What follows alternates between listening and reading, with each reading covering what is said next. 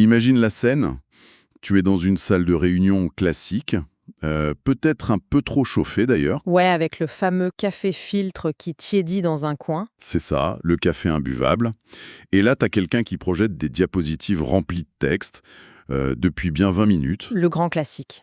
Et si on regarde sous la grande table ovale, qu'est-ce qu'on voit? Près de 80% des personnes présentes sont en train de taper frénétiquement, un peu en cachette, sur l'écran de leur téléphone. Le corps est là, mais l'esprit a complètement déserté la pièce. Totalement. Et notre mission aujourd'hui, c'est justement de décortiquer cette anomalie fascinante du monde professionnel. Parce que après avoir longuement exploré la mécanique de nos notifications numériques, tu sais, et la manière de dompter cette hydre à 1000 têtes qu'est la conversation de groupe virtuel, on opère un pivot. Un pivot très physique, oui. Exactement. On passe du monde purement numérique à une réalité très palpable. On s'attaque à l'interruption ultime de notre concentration, la réunion de travail. Et cette transition vers le monde physique, elle est cruciale. Parce que la réunion, c'est souvent le grand angle mort quand on analyse la fuite de notre attention. C'est-à-dire On n'y pense pas comme à une distraction.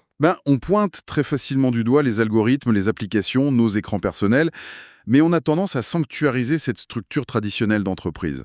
On se dit « Ah, c'est une réunion, c'est du travail sérieux C'est sacré, quoi. ». Voilà.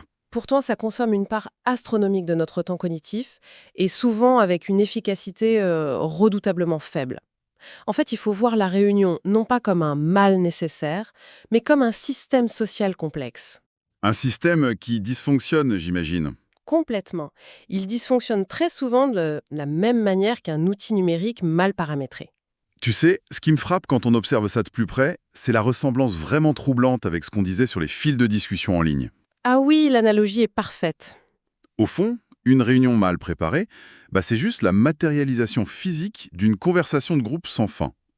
On a des participants qui sont parfois invités, juste au cas où. Le fameux bouton « Ajouter tout le monde ». C'est ça. Ils sont enfermés dans une pièce, la parole rebondit dans tous les sens, sans objectif clair, sans ordre du jour précis, sans véritable chef d'orchestre. C'est le chaos du virtuel, mais incarné. Avec en prime, l'impossibilité de simplement fermer l'onglet. Tu ne peux pas juste te mettre en mode silencieux et quitter la pièce. Et pour comprendre ce chaos incarné, il faut se poser une question fondamentale, presque naïve en fait. Laquelle? Pourquoi on organise autant de réunions? Bonne question. Parce que tout le monde s'en plaint, non? C'est ça le paradoxe. Si le consensus général, c'est de s'en plaindre, si nos agendas en débordent jusqu'à l'asphyxie, quel est le moteur psychologique derrière cette frénésie d'invitation? Et la réponse est? L'analyse comportementale révèle une dynamique assez piquante. Organiser une réunion, dans une immense majorité des cas, c'est un mécanisme d'évitement pur et simple. Attends. Un mécanisme d'évitement? Tu veux dire qu'on se réunit pour fuir quelque chose de plus difficile? C'est exactement le cœur du problème. Le travail individuel, le vrai travail de fond, ça exige un effort cognitif colossal. S'asseoir seul, dans le silence, face à une page blanche ou, je sais pas, un tableau de bord complexe, c'est inconfortable. Ah ouais, la fameuse douleur de s'y mettre. Voilà, notre cerveau, il est programmé pour économiser son énergie. Du coup, parler d'une tâche à accomplir, c'est psychologiquement infiniment plus facile que de l'accomplir réellement. C'est tellement vrai. On convoque des collègues pour faire un point, on dit on va échanger sur le sujet, et ça donne une illusion d'avancement. Une illusion totale. On s'agite, on verbalise, on a l'impression d'être super productif parce qu'on interagit socialement. Le cerveau reçoit sa petite dose de satisfaction immédiate. Alors qu'en réalité, l'organisateur y repousse juste le moment où il devra fournir cet effort solitaire. Exactement. On utilise donc la réunion comme un substitut au travail. C'est fou parce que on a tous connu cette sensation de vertige face à un dossier épineux et la facilité avec laquelle on se dit « Tiens, je vais organiser un point de synchronisation mardi prochain ». Ça soulage immédiatement l'anxiété. C'est ça. Mais si la réunion est un symptôme de paresse intellectuelle déguisé en collaboration, comment on fait? Bon, décortiquons un peu tout ça. Comment on pirate ce système défaillant avant même que l'invitation ne soit envoyée? Le levier d'action, il se trouve dans ce qu'on appelle l'ingénierie des habitudes. Une action trop facile à accomplir sera immanquablement répétée à l'excès. Comme envoyer un email à toute la boîte? Voilà. Et actuellement, le coût d'entrée pour organiser une réunion, il est proche de 0. Il te suffit de quoi? 3 clics sur un calendrier électronique pour bloquer l'agenda de 10 personnes. C'est beaucoup trop facile. Donc, pour changer la donne, il faut réintroduire un concept clé, le principe de friction. On crée des obstacles artificiels, c'est ça, pour filtrer les demandes légitimes des simples caprices d'évitement. Tout à fait. L'idée, c'est d'imposer une norme stricte, une friction préalable. Toute personne qui veut bloquer du temps collectif doit obligatoirement rédiger et faire circuler à l'avance un document de synthèse. Un document de quel genre? Un ordre du jour? Plus que ça. On parle d'un résumé structuré d'1 à 2 pages maximum. L'organisateur doit y formuler par écrit la nature précise du problème, son propre cheminement de pensée et surtout ses recommandations ou des ébauches de solutions. Ah oui, c'est du vrai travail là. Exactement. La consigne devient très binaire. Pas de document préparatoire, pas de réunion. L'objectif d'une réunion, ça doit être de trouver un consensus, pas d'être une chambre d'écho pour quelqu'un qui veut juste réfléchir à voix haute. Le filtre est impitoyable.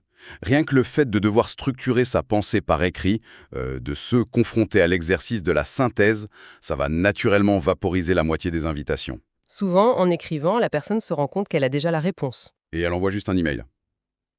Mais attends, j'ai un gros doute là. N'est-ce pas justement le but d'une réunion de faire du brainstorming et de trouver des idées ensemble? Je veux dire, on a érigé ça en totem de l'innovation. C'est vrai, c'est une croyance très profonde, hein. On a tous cette image mythique du groupe jetant des idées sur un tableau blanc, l'énergie collective, tout ça. Bah oui, rebondir sur l'idée de l'autre. Si on exige que chacun arrive avec des solutions déjà écrites et ultra structurées, on ne tue pas la créativité spontanée. C'est ce qu'on pourrait penser, mais quand on regarde les données, c'est tout l'inverse. Et notamment, il y a des observations fascinantes menées à la fameuse D-School de l'université de Stanford, Leur école de design. Ceux qui sont censés être les rois du brainstorming. eux-mêmes. Leurs recherches démontrent que le brainstorming classique, en grand groupe et à partir d'une feuille blanche, c'est l'une des méthodes les moins efficaces pour générer des idées novatrices. Sérieux? Mais il faut expliquer comment ça fonctionne sur le plan cognitif, parce que ça va à l'encontre de tout ce qu'on nous apprend depuis toujours. En fait, la dynamique de groupe crée des biais psychologiques massifs. Quand tu jettes des individus dans une salle sans préparation pour trouver des idées, 2 phénomènes se produisent. D'abord, le biais d'ancrage. C'est-à-dire que la première idée bloque les autres. Exactement. La première idée émise, souvent par la personne la plus extravertie ou celle qui a le plus haut grade dans la pièce, elle va devenir le centre de gravité de toute la discussion. Et par conformisme social, on va juste tourner autour de cette idée. Voilà. Pour éviter le conflit, on va chercher à valider ou ajuster cette première idée plutôt qu'à en proposer une radicalement différente. Et puis, il y a le deuxième phénomène, la peur du jugement. Les introvertis se taisent. C'est ça. Les personnes plus introverties ou celles dont le cerveau nécessite juste un temps de décantation plus long, elles vont s'auto-censurer. L'idée de la personne la plus forte en gueule prend toute la place. Donc le volume sonore étouffe l'intelligence collective, c'est dingue. Alors, c'est quoi l'apport spécifique de ces chercheurs? Comment on fait? Le processus Optimène, c'est de séparer la génération d'idées de leur évaluation.